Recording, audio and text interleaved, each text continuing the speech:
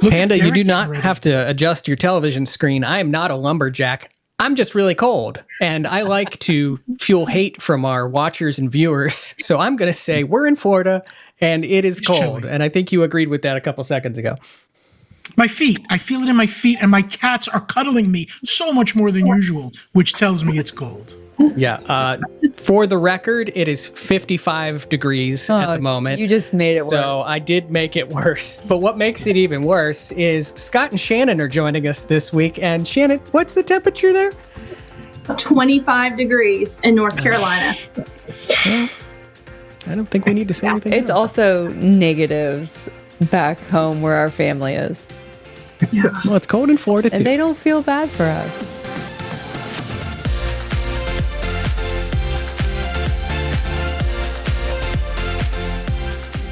Hey everybody, and welcome to this week's episode of the DVC Show. I'm your host, Paul Krieger, and I'm joined this week, as always, by my lovely wife, Amy Krieger. Hello. We've got John Sakari, aka Big Fat Panda, in the house. Welcome home, everyone. The one, the only senior sales associate for the DVC resale market, Derek DeBoer. Hey now. The bestest friend in the world, Jeff Haslam. Who has, there it is. he's got his own mug line now. We'll tell you more about that a little bit later. And we are joined by some special friends this week. We've got Scott and Shannon Champion with us. How are you guys? Thank you so much for having us this week. Oh, you're welcome. This has been something that has been in the works for so long. We have heard from so many viewers and people out there saying we need to have some more members on the show. We need to have more personalities on the show. And so we are kind of starting a new segment where every month or so, we're going to have someone on the show and kind of tell their Disney Vacation Club story, kind of get some insights as to what made them become a member, what made them become a fan of Disney, and just kind of have a conversation about how they've been exploring Disney Vacation Club membership. So super excited to have you guys here as kind of our guinea pigs, test subjects. I don't know what to call this. First and last, probably. Yeah, everyone's going to see this show and watch this show and be like, I'm not going to be the next person to be on that. That's no, thank you. Before we get started, go back to everybody and say, we saw how the sausage was made and you guys don't want any part of this. Yeah, we've already talked to them for a good 5 to 10 minutes before this and scared them off. So before we get started, this and all of our content here is brought to you by the world of DVC resale market. If you're looking to buy or sell a Disney Vacation Club contract, they can assist Monera Financial, who can help in financing that DVC resale contract purchase, and the DVC rental store, where you can try before you buy, rent some points, or rent out your own points. I will add 2 plugs that I think we've mentioned here before. DVC rental store just started their Royal Caribbean swap program, so you can swap your points for a Royal Caribbean cruise. Someone called and talked to me about it earlier today and was joking about you and me and our countdown to Diamond with Royal Caribbean. Listen, we just need a 3-night cruise this year, and then we'll have it next year. I love how you think that that's not going to happen, because we do this every single year, and somehow like a random 3 or 4 night cruise pops onto our schedule. So it'll definitely happen. It's going to happen. But I love that this is recorded. Why? Because now I can play it back. Proof. Yeah, she has the receipts. Oh no. And then Derek, are the red hot deals flying off the shelf over there at Resale Market yet? Yes, they're flying like crazy. It started on January 20th. They actually came out a day earlier. All of a sudden, the offers kept pouring in, and we're like, wait, did Red Hot Deals start? So they launched it just a little bit early, and yeah, an insane amount of listings have added to this. An insane amount are going out the door literally almost every few minutes. So make sure you check them out. They're literally listings that, see, I can't say the word literally because someone made a comment. I saw that. Someone made a comment and said, Derek says the word literally so much that I'm going to call him Literal Larry. So I'm going to do my best to not say the word literally. Yes. red hot deals are fantastic. You can go to the DVC resale market, 10% below the current market value. So if you've ever thought about joining or adding on, now's the time. Literally, it's the best time. Okay, I have to something Paul used to say. Hearken. Hearken. I have to interrupt with one thing. So Derek's a little alliteration reminded me. Did you see, and maybe Derek, you're the one that shared it with us, that someone was coming up with names for Old Key Jeff's stomping grounds, and they said they wanted to rename the Gurgling Suitcase to the Hiccuping Haslam. Listen, I didn't know that I needed my own bar until today. Like, I feel like and that's now a you way know. to let that go by. What are you talking about? You've got the Bartesian. You are a bar at your house. Cheers. It's coffee.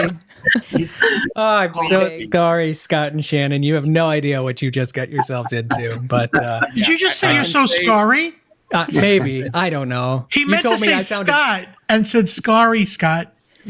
You told me I sounded sick earlier. Now I'm slurring my speech. I swear I'm only drinking coffee, but we're going to get back on topic and have a wonderful conversation now with Scary and Shannon, apparently. Scott, Shannon, I'm so sorry.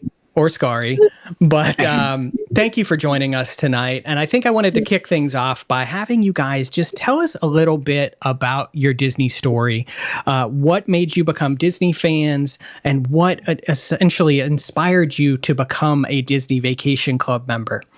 I think what got us into Disney to begin with was we grew up without the opportunity of going to Disney with our families. And we were in our 30s, I think, before it was like, yeah, we were older. And we had 2 young kids, and we could only afford to go to Disney about every 2 years. But we used to go, and we never could afford to stay in a deluxe resort. We just would go and get whatever we could afford. And we kept seeing signs and things that talked about Disney Vacation Club, and I think both of us probably thought it was really for rich people that, not us, not your average family. And it wasn't until we started over with kids a little later in life and started taking our youngest that he started watching the show and going down that rabbit hole with DVC, and he started bringing it up to me, and I was like, no, I'm shutting this down. We cannot afford this. We're not doing that. And then he said, well, just watch one episode of this show. These people know what they're talking about. They're experts. You should just see what they have to say. And then, of course, I started watching, and then I couldn't stop. And then it was me saying, when are we buying this contract? When are we going to do this? And I guess that's kind of how it started. So. That's awesome. I think it's such a good story to tell, too, because so many people look at this product initially and go, I can't. Well, yeah. So I think so many people, us, resonate with that. Like, okay, I can't afford this. This isn't for me. This is for rich people. We're average. I think so many of us have felt that way. And that's how we started, As a matter of fact, when we bought, I was a public school teacher, I didn't make much money. And we were just kind of like looking at the numbers and, actually, I think we can do this. So it's just interesting to hear other people say stuff like that. Derek is a direct guide on property. I'm sure that these were kind of the conversations that you had with people all the time too, right? Hear from them all the time. And I think I'm most excited and would like to know, because she said that they would watch a show with hosts that were smart and informative. Yeah, what show is this? What show is this? Not watching us. It was definitely DVC. It was definitely the show. Now, not all of you were on the show then. It was it was just us. No, I'm just kidding. We would see some of y'all pop in as a guest or as and then when they pulled us out of the closet occasionally, we were allowed on. Yeah. No, Yeah, that's awesome. And Paul, you're exactly right. I mean, being a direct guide, the number one thing that we would always hear from people is, oh God, I finally, when I took the time to look into what it actually was, it just made so much sense. But honest to God, I was afraid of it because I'd hear these stories like, oh, it's this club where, I don't know, you got to pay like 15, 20 grand like every year to be able to go to Disney, and it just sounded too expensive. But once people take the time, and like you guys did, and do your research and watch, great shows and go on great sites and ask other members questions, that's when you realize, and that light bulb kind of goes off and you go, my God, what are we doing? Like, we're just throwing our money away. Why not put it and we're going to vacation better? So yeah, you guys are the absolute picture perfect story for this. Thanks. I think a lot of people too hear the word club, and we've heard of Club 33. So I think that's another thing sometimes that makes people feel like thinking DVC that. might. It also might be an unobtainable rich person's thing, and I don't know. Yeah. Like when I was in I thought of CrossFit that. and they called it a cult. Disney vacation cult. We thought it was a timeshare, and I've never heard anything good about a timeshare. Mhm. Yeah. And, we thought, well, what if we ever don't want to go to Disney anymore? And his words were, when are you ever going to not want to go to Disney? This is literally all we do.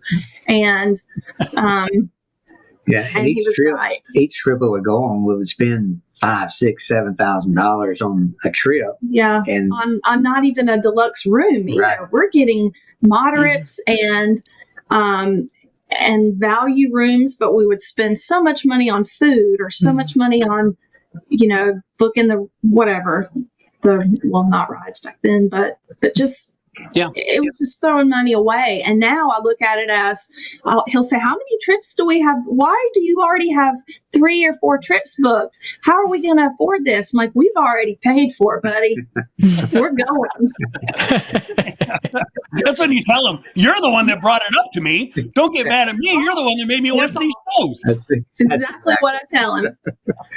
What year was your first trip together? So, 2007 was the first time we went to Disney World, and our kids were like 5 and 2 or 3 at the time. And they're grown now, but we started coming every couple of years. And then I think one year we had some friends that were going to go with us, and they canceled at the last minute. And he said, well, why don't we upgrade to Animal Kingdom? I've always wanted to stay at Animal Kingdom. Oh, that's Yeah. dangerous. Once you do that, So I said, are you sure you want to do this? And you said, yes, do it. Just call now before I change my mind. So I called and I booked it, and we got there. And I think that's the first time I ever either paid attention or heard them say, welcome home. And it felt like home. And I'll never forget feeling like, wow, we don't even belong here, but here we are living the dream. And I felt like I was home. And I mean, we knew then that we could never stay anything less than that because it was just magic. Shannon, did you go through a craziness to choose which was your first resort that you bought, or do you only own one? Well, we have 3 now. We have 3, but we really didn't think about it a whole. The first thought was, do we get resale? Do we get direct? And I called DVC Resale and spoke with someone and talked to them, and they were telling me about, what you can use your resale points on. You could use it on everything except the Riviera. And I didn't know a lot about the Riviera and still have never stayed there. But I remember thinking, well, maybe our first contract, we should just get direct, and then it won't be an issue. We can stay wherever we want. But we kind of went back and forth. And then once we called, a guide got in touch with us.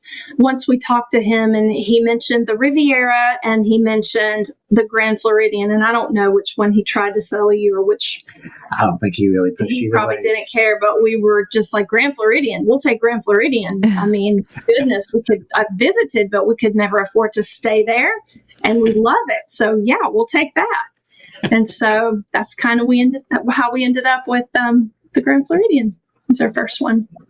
So, And then where are the other I'm sorry. No. So when we did our welcome home visit, we called and member services and asked, is it possible to stay at the boardwalk? I have some friends that really like boardwalk, and I hear it a lot on the show.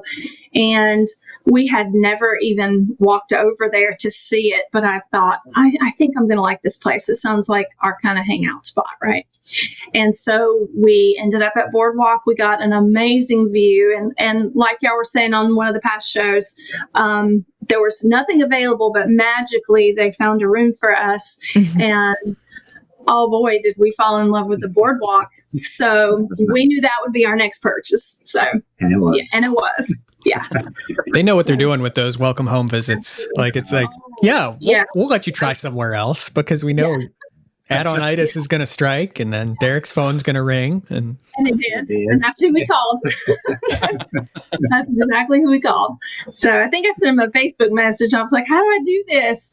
I want to get a contract, and we love you on the show, and I want to make sure that you can help us with this. And that's how it started. And for anyone out there that doesn't know this, Derek is the biggest Facebooker of all time. I get about 10 messages a day of him screenshotting stuff on Facebook and sending it to me. That man spends, if he's not selling used timeshare, he's Facebooking. I'm convinced. It is very, very funny, and that's exactly how it happened. She had kind of reached out to me on Facebook, which is kind of funny because a lot of people think like, oh, Derek just does the shows. He's actually doesn't actually work there, right? Like he doesn't actually sell. But I do. You can reach out to me. I'm a real person. You can reach out to me and touch base. And that's when we started talking with Shannon. I did, and we just kind of hit it off. And I just knew that she was just would make such a perfect member. She's already used it.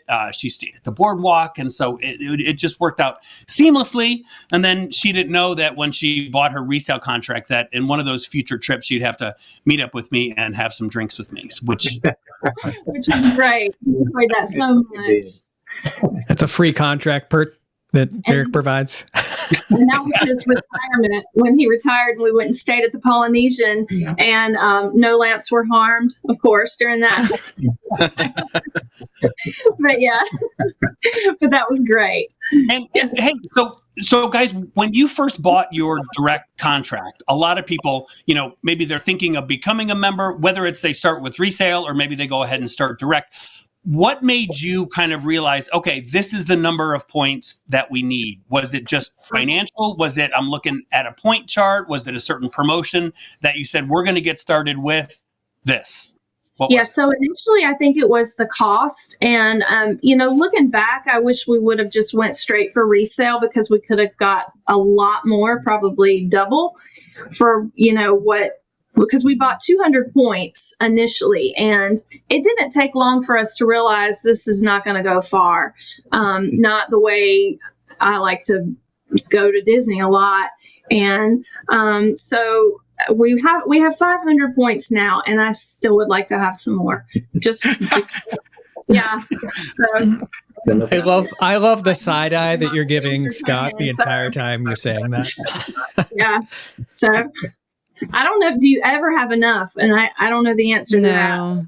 The limit does not exist for the year already. So just so the audience knows, when she says that it's not the way she wants to do Disney, that's very true, because I know for a fact she's already done Disney World at least once in the last month, Disneyland, and I know they're headed to Aulani because I'm going in their suitcase.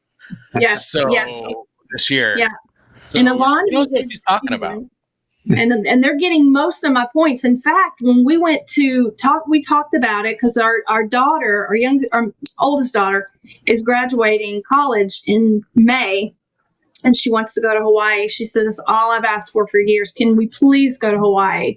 And we're like, well, don't tempt me with a good time. But we're gonna need some more points if we're gonna do all that. So that's when I contacted Derek. Well, I asked him, can we get another contract, because I'm seeing some good prices right now, and we need some of those sleep around points I keep hearing about. And Saratoga's calling my name, and I caught him at a weak moment. He said yes. I called Derek immediately, and I think put in an offer that day or the next day. Yeah. So that was for Hawaii. And so we used a ton of points for that trip. So just why I'm going to be booking some cash rooms this year. So this is going to be your first time at Alani? Yeah. Yeah. Okay. And what do you have planned? You know, I have nothing planned except get there, and I mean, I want to see everything. So I'm doing all my research that I can. Jeff has recommended a book that we ordered, and yes, thank you. And just hearing what other people do when they go to Alani. What do they visit? What do they want to see? I'd kind of like to see a luau. I'd like to visit as much as possible the Pearl Harbor. Yeah. Scott looks like he just realized, Shannon, that you had 500 points. And he did. He's having an existential crisis going, wow, I didn't even know we were thinking about Alani. Thinking about the annual dues payments. Yeah. So the last time I gave her a price, I said, stick to below this number. She went within $2 of that. I mean, That's efficiency. That's amazing. I thought I did very good. Yep. Well, Just so you know, we haven't gone to Alani in over 4 years. I don't know if you remember this. We were talking last night about like trips we wanted to take, and I said I want to go back to Alani. So like I just gave you a 3-night cruise earlier in the show, so I'm saying like 2026 we have to go back to Alani. Yeah. Keeping the receipts. and I'm just going to throw this out here. They're going to Alani at the tail end of our Disneyland vacation. We're going to be right there. Oh, man. It's just right there. You're halfway there. You just jump on a plane, head out there. It's fine. You can sell me on this, Jeff. Just keep. We're going to talk. June the 6th. But I've got a rule, and I think I've said this before on the show. The next time Paul and Amy go to Hawaii, they're only going to go to Alani for part of it, and then I'm going to take them to real Hawaii across the bay. So Okay. It is true. I do want to see the other islands, but you have to go to Alani. Yeah. Let's just make it this time there in one piece. We might as well just go to Japan after that because we're like halfway to that. I'm like, where this is Panda, going. Derek, anyone, save us from this conversation, please. I'm on her side. I think the audience, probably their biggest question right now is when Shannon mentioned something and they're all thinking, Shannon, can you let everyone know that's thinking about more points? Because you said you, quote unquote, got him in a vulnerable moment. How do you get your spouse in that vulnerable moment that they were It was either Mother's Day or something, and it wasn't a birthday. I think it was Mother's Day, and he said, I haven't got you a Mother's Day present yet. And I said, well, you know what? I was just thinking about what I want. And it's 150 Saratoga points. The title of this show has completely changed now. It's going to be How to Convince Your Spouse to Buy Disney Vacation Club. Yeah. Okay, wait. So we have Grand Floridian, Boardwalk, and Saratoga? Yes. Okay, and if somebody asks you what your home resort is, you're saying Grand Floridian, aren't you? Well, That would be what he would say Grand Floridian. Yeah, I see. And I think I'm gonna say Boardwalk because it just felt like home. It like felt that. right, and it was our first experience as DVC. You know, walking in there, feeling like, wow, we own a piece of this. You know, it was a good feeling, and it was, you know, we spent a lot of time just on the grounds and exploring. And for me, If you had to say which part of Grand Floridian or Boardwalk you technically own, what would that be? Like I've said, like Animal Kingdom Lodge, there's a zebra tile that they have behind the backsplash, and I own that zebra tile. I guess for us, it might be the pool because that's where our daughters, either that or the place where she does flips, like the little. It would be a very small portion of the pool. It'd be a small pool. The skimmer. Skimmer. Yeah. You kind of talked a little bit at the beginning of the show about that first time that you stepped in Animal Kingdom Lodge and you got the welcome home and all the fills. But what would you say is your DVC core memory or the thing that harkens back to, not to say a Paul word, but like that DVC memory that kind of is that for you? Good question. Probably you would say your retirement party. Yeah, retirement trip. Yeah. Right. So I recently retired from law enforcement, and when I decided on my date that I was going to retire, I didn't want to go home after I left the police department that day. So I had planned it out, and we were going to leave the police department that day and go straight to Disney. Went straight to the airport. Yeah. Yeah. Aw. Yeah. So he couldn't think about it or get emotional about being done and turning in your badge and your your title and all the things. And that's true. That's what we did. We jumped on a plane, and a couple of your coworkers jumped on there on the plane behind us, like an hour behind us, to go with us. And that was 10 days we spent at the Polynesian, which is my favorite resort that we don't own yet. But that Yet. Yeah. Yes. So but that was a lot of memories. And Derek just made some notes, letting you know. That's really cool. As somebody that was in law enforcement, I know that feeling. I know because it's a lifestyle, right? Most people don't understand that your friends are cops, your family are cops. Nobody outside of the work knows what goes on inside the work. And so to hang up that gun belt is a huge thing. And I get that. And I'm getting a little emotional thinking about it myself, but good for you. That's really cool. Yeah. And that's probably my best memory. Spending it at Disney with friends, and it was pretty awesome. Yeah. And having no set, itinerary for every single day. Some days we just would relax or resort hop, or just kind of lounge by the pool. We had a lot of drinks. We had a lot of just downtime, and which is unusual with her. That is unusual, but it's also the beauty of DVC. You're coming back. You're coming back again and again and again, and so it's not as important to spend every second in the parks, even though I like to spend a lot of time there. Yeah. Hey, yeah. Do you guys, when you're on your Disney vacations, no matter if they're in Walt Disney World or Disneyland, do you always, since becoming a member, do you always have the next one already booked? Yes. I have the next several already booked. Yeah. Yeah. See, that's perfect. And you nailed it perfectly, because that's what people don't realize is so many people get that Disney depression when they're not a Disney Vacation Club member. So, oh my God, it's a day we got to leave. There's, used to be, the Tragical Express, and I got to leave under the arches, and I don't know when we're coming back, and I'm all sad. But members, and you guys are the perfect people that know exactly, like, you're sad it's over, but you're also like, remember, we're coming back in May, and then we're coming back in October, and then that's what we do. There's no Disney blues like when you're not a member, and I can only afford this every couple years because I have to pay for it every single time. And if that's the case, then I might only go every year or every 2 years. And so the blues are real. And now, I'm sad about leaving, but I'm like, look, 58 days and we're going back or whatever, That's about right. And so we just live for the next trip. It's always when's the next one. So I remember before we became members, I think it was like the last trip before we became members. I'm pretty sure you were in the airport, like starting your research on Disney Vacation Club to like pepper it into conversation over the next few months. Yeah.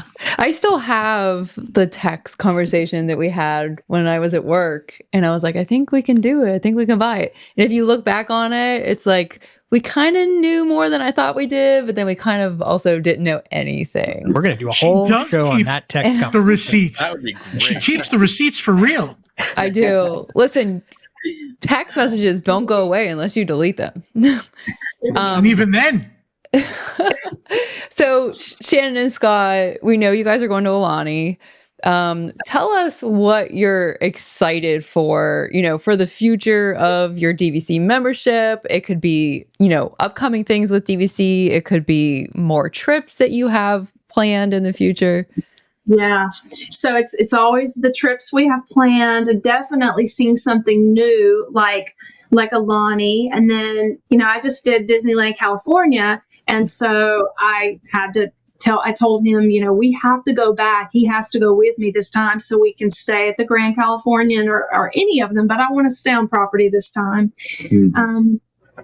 And we're going to be there for Moonlight Magic for the first time. We're going to be there during that, so I can try to register, and I'm so hopeful to get that. So Yeah. I'm really looking forward to that. It's my daughter's 21st birthday, the day of, so we have to get. It has to happen.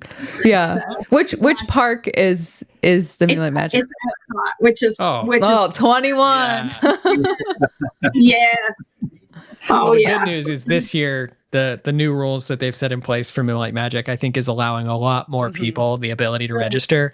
The registration windows did not really sell out quickly for the winter dates that they had. So fingers crossed. You'll have to report back and let us know how you do. Oh, so hopeful. And hopefully we see you there if we get in as well. That would be great. Hey, I do have a question, and Amy kind of touched on it, when she was talking about, I was looking at my text and I kind of realized maybe I think I knew more than I actually did. So like Shannon and Scott, like, let's pretend that, you're at the Poly and you're hanging around the bar, whatever, and you're talking with people and somebody hears that you're a Disney Vacation Club member and they, come up to you, asking kind of, hey, so what is this? Is there anything I should know? I'm set to talk to someone over at the DVC resale market. But what would you suggest, like, to someone that's maybe learning about the club for the very first time? Like, what do you think kind of are listen, let me tell you about it. It's important that you know this. Yeah. So I think I could talk for hours about this because it is my favorite subject. But I would definitely tell them I would refer them to this show because this is how we got started. So I feel like that gave us such a jump start and such a, just watching every day and learning a little bit something different. We went back and watched old episodes. We did other YouTube research too, but we kept coming back to this show. But just talking to people that are in it, have done it, and what do you love about it? What do you not love about it? What if I needed to sell it? Is it hard to get rid of it if you had to for financial reasons? And we learned that everything was in our favor and everything. It just made sense. So I feel like that's the kind of stuff I would tell them. Wow. All great advice. And that you just should do it sooner. Don't wait like we did. And for so many years, we thought that we couldn't afford it or that we wouldn't use it. What do you do when you're done with Disney? Gosh, I'm going to be in a scooter going to Disney when I'm old to walk. I'm going. I don't think I'm ever going to get done with it. Yeah, I've never sat down and thought like, oh, what if we sold a contract, or what if it expires, or what if this? Like, I'm just kind of like, yeah, we're gonna have that forever. Yeah, I understand things happen, things come up, and people Right. have to sell for one reason or another. Yeah. But it's just like in your head, in the moment. Yeah. I'm just happy to be a member. Sell it would be to buy another one, not to go. I mean, I don't want less than what I already have. I need more, if anything. So, How much did Derek pay you before this episode? we won't tell.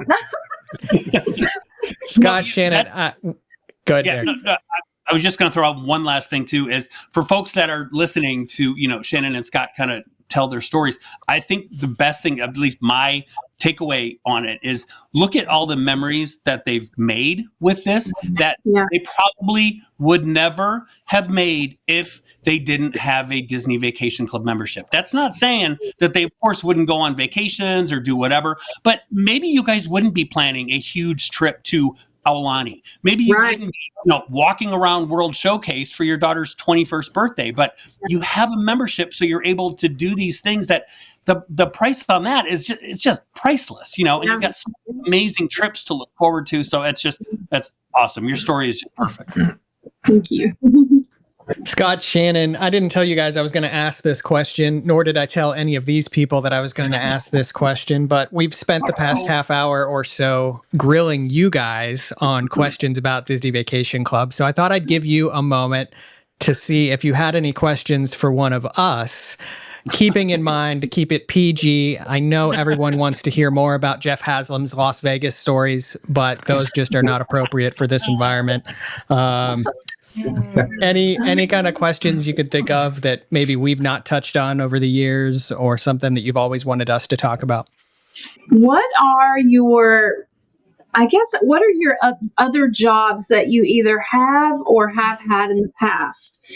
And I mean, about from watching the show, but some of you, I don't know, can you think of anything else? That's a question I have, I think. Yeah, I think that's a pretty fun question. I'll kick it off, and I'll take you through the entire gamut. I worked at Best Buy. I worked at Olive Garden as a to-go specialist, and I love Olive Garden still to this day. It's the finest Italian. I'll fight you, Panda. It's not. Before my current job, I was the financial director for an ophthalmologist, so I played with eyeballs all day. And right now, I work for the DVC rental store as the member relations manager, helping members rent all of their points out. Well, my list is longer than yours. I'm going to see how many you I had a million jobs. Okay, when I was in college, I was a telemarketer. It was terrible. Like I had to try, cold call people and try to get them to sign up for Discover cards. Yeah. The stories I could tell. I worked at Burger King when I was in college, like cash register, making food, whatever. I was a waitress at one point. I worked for campus police. I used to have to enter the parking tickets into the computer. So people love me for that. I did several jobs with my student government. I was the vice president of the student body at one point. One of my best ones was I worked for the housing maintenance department at college. I did that one of the longest non-professional jobs, and I did painting in the dorm rooms. And She's very good at painting. I am. I do pride myself on my paint skills. She nicknamed me the slop train when I paint in the house. She's not allowed painting. Not allowed to paint. No. So I painted dorm rooms. I did that for 4 years. And I did office work and stuff for them, and just helped them with general maintenance stuff. And what else did I do? Then you were basically a teacher. And then I was a teacher for 11 years, and now I work for Monera. And here I am. You are literally a Renaissance woman, Amy. You're a juggler. You're a painter. You're a ukulele player or a banjo ukulele. I can't say I've ever played a ukulele. Derek, have you done anything other than sell used timeshare in your life? I did. I have. I was a busboy at my restaurant here in Northwest Indiana when I was in high school. In fact, I was such a good busboy. I was the only busboy in the whole entire restaurant. I could do a whole entire restaurant by myself. So you got all the other busboys fired. Mm-hmm. What happened if you were sick? Well, I don't care. But I did that, and then I worked in a video store. So I was in a video store basically almost throughout all of high school, and then I went to college for marketing, and I got a Disney job, a Disney internship, being a publicist for Disney movies in Chicago. So I did all the marketing and publicity for Walt Disney Pictures and Disney movies. Did all that, then segued over into Disney marketing for the theme parks and the cruise line, then segued over into Disney Vacation Club Direct, and then segued over here into the magical world of Disney used timeshare, where I get to meet folks like Shannon and Scott. So that's it. And you guys. I'm going to cut out all the boring stuff, but I did start off at video stores like you, Derek. I was $3.50 an hour in mega movies, and I thought it was great because their horror section was decorated. It was a big deal to me. I went from there at 19 to a travel agent and worked there for 10 years in a Liberty travel agency. So I became the manager and all of them as like a real box, brick and mortar store. and I did all my trips. Then I owned a mystery shopping company where I dispatched people across the United States to go to Ruby Tuesday restaurants and a whole bunch of places, and that was my company. So that's when I moved from New York and bought the house in Florida. I did TV commercials as a kid. I was in 4 national TV commercials, and that's it. Now I'm actually looking for more remote work from home because I need work. Help me, someone hire me. Yeah, and for me, I've done all the jobs. I was a busboy, a waiter, cook. Our family owned an Italian restaurant back in Utah, and all of me and my siblings all had to do our time there in order to be accepted as part of the family. I was a high school janitor for a while, but my main jobs were I was a cop for almost 10 years, and then right now I'm a real estate appraiser. And I'm desperately trying to get out of this business. So if anybody out there is hiring, my degree's in HR. Yeah. If you can't tell, everyone thinks we make millions doing this show. It's like, no, we all have 25 other jobs. All right, Shannon, Scott, you guys asked us. Yeah, we want to know. We want to know. We want to know what you guys do. Oh, you want to go first? Well, I retired from law enforcement, like I mentioned earlier. And then, so when I first retired, I said I was wanting to do anything but law enforcement for just a little while. I got out and I enjoy doing like handyman type stuff. That's the kind of stuff that I have fun with. And so I got a job at a local college with some buddies of mine that had recently retired from the police department. So we all kind of stayed together. But I just took a job with their maintenance crew at the college. Did that for a few months, and then one of my another buddy that works at a local hospital, works with the same hospital my wife does, and he called. He's over the hospital police, and he's like, you could make as much in 2 days as you make in a week there at the college. So that was a no-brainer. So I ended up going to the hospital police, and that's what I'm doing now, just as a part-time position. Very cool. Awesome. That's awesome. I did that for a little while too as a moonlighting gig. It is good money. I mean, they pay really well for what we do. And he doesn't have to ask off work. He can just not sign up. Yeah. So that's cool. Yeah. Perfect. It is perfect for a retirement job. Yeah. And then for me, like jobs I've had in the past, I worked at Hardee's. It was my first job, and that I worked in the drive-through. And then I worked. Drive-through is hard. I tried that. Yeah. I mean, we had to count back the change, and I was 16 years old trying to, not only ring people up, but count back change correctly while answering the next call and getting the order right. It was terrible. I was horrible at it. I'll take 2 cinnamon raisin biscuits, please. Listen, you said you did it. I tried it, and I was like, nope. So hard. Better so than hard. I was. And then I was a telemarketer for a little while for Olin Mills Portrait Studio. Oh, yeah. And Yes. call and ask you, would you be interested in buying this package? That is, I don't know, I did that for a few months while I was in college. And then I worked for a gym, like a fitness center, checking people in and child watch. And then I worked for a chiropractor for a few years. And then, for the past 26 years, I've been a labor and delivery nurse, and that's where I'll retire, I'm sure. Oh, wow. Very cool. Oh, That's what I that's do. awesome. Yeah. That's amazing. So so I do have a question, Shannon. So at Olin Mills, because of course I'm a child, I was born in 1972, so I have countless pictures from Olin Mills. How many fake backdrops are on that thing? I did not take the pictures, and in fact, we were in this little room like the ugly stepchildren. We didn't get to see all the beauty and the magic going on. The photos or portraits, as we had to call them, we sat in little cubicles right beside each other. There were like 4 of us, and every time you got a sale, you had to ring your bell, and I hardly ever rung mine because I think I got like 2 or 3 sales. It was horrible. And people would hang up on you. So you were just kind of off to the side. Yeah. But I bet there was a lot. That's great. That's amazing. Scott, Shannon, it's been wonderful to spend some time with you guys this evening. Thank you so much for kind of sharing your Disney Vacation Club journey with us, and again, being our test subjects to kind of kick off this new segment. As I mentioned before in the show, we'll kind of do this, every month or so, and have new guests on to kind of share their Disney Vacation Club story, because I think it's good for everyone to hear like your perspective.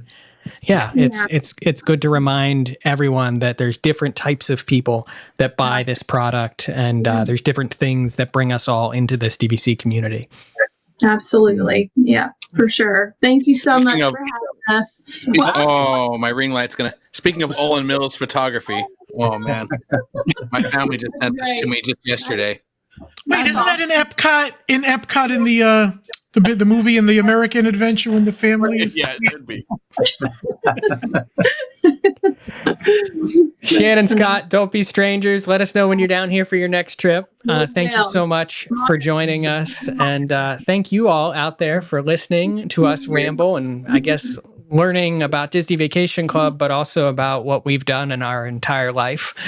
So we hope you enjoyed this episode of the DVC show. And as always, we will see you next Monday.